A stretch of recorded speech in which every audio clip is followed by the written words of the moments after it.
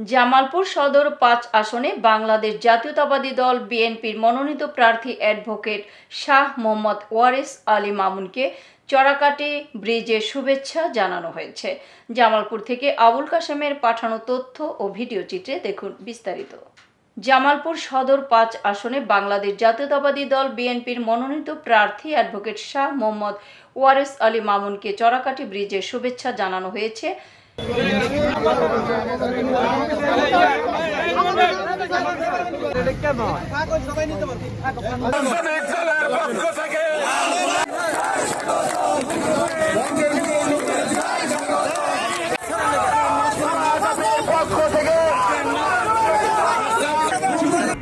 এটা দুর্নীতিমুক্ত বাংলাদেশ, দুর্নীতিমুক্ত জামালপুর, মাদকমুক্ত বাংলাদেশ, মাদকমুক্ত জামালপুর, সন্ত্রাসমুক্ত বাংলাদেশ, সন্ত্রাসমুক্ত জামালপুর, চাঁদাবাজমুক্ত বাংলাদেশ, চাঁদাবাজমুক্ত জামালপুর।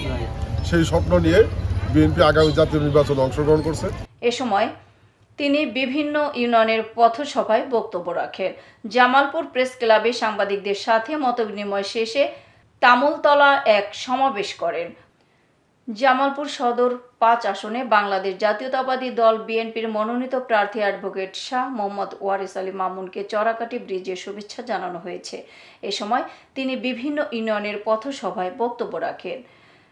জামালপুর প্রেস ক্লাবে সাংবাদিকদের সাথে মতবিনিময় শেষে তমালতলা এক সমাবেশ করেন তিনি বক্তব্য দেন। জামালপুরে ৫ আসনের এমপি হলে মাদক চুরি ছিনতাই জামালপুরকে উন্নত করার জন্য সব ধরনের প্রতিশ্রুতি দেন।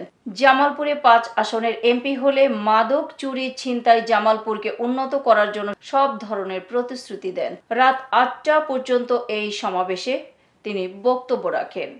এতক্ষণ সঙ্গে থাকার জন্য ধন্যবাদ। i1 টিভি নিয়মিত আপডেট পেতে ভিজিট করুন আমাদের ওয়েবসাইট, ফেসবুক, ইনস্টাগ্রাম ও ইউটিউব চ্যানেলে।